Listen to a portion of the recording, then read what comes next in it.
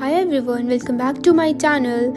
It's me, Tihu. In this video, I show how I score 95 out of 100 in my computer application subject. Okay, so मेरा computer जो था वो class 9 में मतलब उतना अच्छा नहीं था. Was not the best cause ये ना एक न्यू सब्जेक्ट था मेरे लिए, तो इसीलिए मुझे उतना इस पर इंटरेस्ट भी नहीं था. मैंने उतना अच्छे से नहीं पढ़ा 9 में, बट 10 में मैंने इसका ट्यूशन भी लिया था. और एरे में सबसे इम्पॉर्टेंट होता है एरे. अगर आप लोग पहले एरे से स्टार्ट करिएगा ना तो हो जाएगा. तो आप लोग मतलब एक सीरीज़ वाइज एक सही स्ट्रैटेजी को फॉलो करिएगा तो आप आराम से कर सकते हैं इसमें अच्छा स्कोर. क्योंकि कंप्यूटर जो है ये सबसे ज़्यादा स्कोरिंग सब्जेक्ट है as compare to all other subject. Okay, तो आप एरे से ना 2 प्रोग्राम्स आते हैं, ठीक है. तो आप लोग पहले एरे करिए एकदम अच्छे से. ये नहीं है कि आप लोग थ्योरी को बिल्कुल स्किप कर दीजिएगा, ऐसा बिल्कुल भी नहीं है. आप लोग थ्योरी को पहले समझिए, सीधा डायरेक्ट प्रोग्राम में जाइएगा तो आप लोग नहीं कर पाइएगा, ठीक है.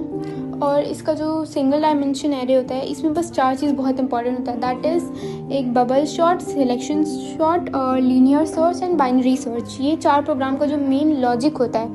ये मैं ये नहीं बोल रही हूँ कि आप लोग याद कर लीजिए, बट आप लोग इतना अच्छे से करिए ना कि इससे रिलेटेड ही आता है हमेशा सिंगल डायमेंशन एरे में, और वो बहुत ईजिली हो सकता है, ठीक है.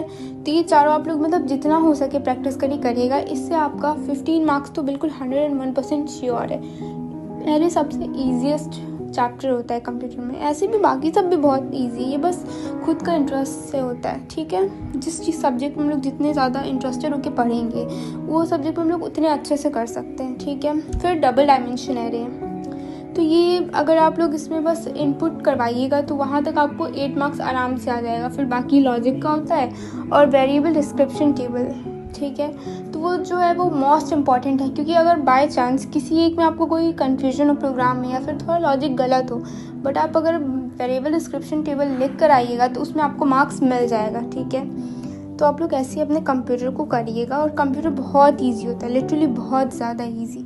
स्ट्रिंग जो है मैंने पर्सनली एक स्ट्रिंग किया था और कंस्ट्रक्टर का एक प्रोग्राम किया था, क्योंकि कंस्ट्रक्टर जो होता है वो इजी होता है एज़ कम्पेयर टू. मुझे ओवरलोडिंग उतना सही नहीं लगता है जितना स्ट्रिंग, और मतलब कंस्ट्रक्टर सबको ही सही लगता है क्योंकि उसमें से बस देखो और देख के प्रोग्राम्स लिख दो, ऐसा होता है. स्ट्रिंग मुझे बहुत इजी लगता है क्योंकि इसमें जो करना होता है हम लोग को वर्ड्स के साथ करना होता है, और इसमें कुछ पर्टिकुलर चीज़ों को याद कर लो तो हम लोग का पूरा स्ट्रिंग चैप्टर हो जाएगा, ठीक है. तो इसीलिए आप लोग स्ट्रिंग, मेरे ओपिनियन से, मेरे पर्सपेक्टिव से मुझे ऐसा लगता है कि स्ट्रिंग जो है वो बहुत ईजी होता है. अब अगर आपको ओवरलोडिंग सही लगता है तो आप ओवरलोडिंग करिएगा, ठीक है. और कंप्यूटर में सबसे इम्पॉर्टेंट होता है प्रैक्टिस, प्रैक्टिस एंड प्रैक्टिस.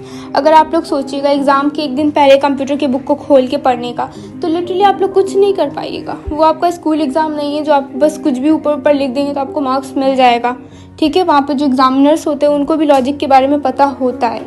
मैं आपको दिखा रही हूँ मैंने कितना प्रैक्टिस किया था.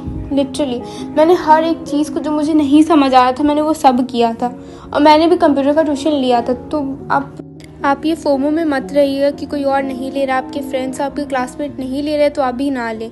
ऐसा बिल्कुल नहीं होता, आपको ट्यूशन्स लेने चाहिए, ठीक है. और बाकी सब ये सब मैंने जो भी PYQ वगैरह किया था, एक्सरसाइज सॉल्व किया था, ये मैंने अराउंड 15 इयर्स का पूरा PYQ किया. लिटरली आई थिंक 2 या 3 बार, ठीक है. और एक मेरे पास CBD question last minute suggestion है, तो मैंने उस बुक से भी प्रोग्राम्स किया था. और एक्सरसाइज और एग्जांपल्स तो मैंने किया ही था स्कूल में भी और ट्यूशन्स में भी. तो कंप्यूटर एक मैथ्स की तरह होता है, आप लोग इसको जितना ज़्यादा प्रैक्टिस करिएगा ये उतने सही से होगा, ठीक है. और पहले आप एरे के प्रोग्रामिंग्स को करिएगा, फिर उसके बाद आप कंस्ट्रक्टर तो हो ही जाएगा एरे के साथ साथ. फिर आप स्ट्रिंग पे या फिर आपको अगर ओवरलोडिंग सही लगे तो वो करिएगा, ठीक है. देन उसके बाद आप MCQ या फिर जो क्वेश्चन आता है 2 मार्क्स का वो उस वाले पे जाइएगा.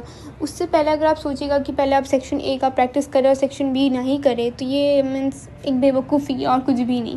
पहले प्रोग्रामिंग्स करिए, क्योंकि प्रोग्रामिंग्स का आप जब तक ड्राई रन नहीं कराइएगा तब तक आप वो MCQ एंड 2 मार्कर क्वेश्चन नहीं कर पाएंगी, ठीक है. तो ऐसे ही कर करके आप लोग का कंप्यूटर एकदम आराम से हो जाएगा. अगर आप लोग रोज़ 1 घंटा या फिर अराउंड 90 मिनट्स भी कंप्यूटर को पढ़िएगा ना तो बहुत सही होगा. आप लोग लिटरली बता रही हूँ मैं 99 100 तक भी स्कोर कर सकते हैं, ठीक है. Thanks for watching. If you like my video, please subscribe my channel.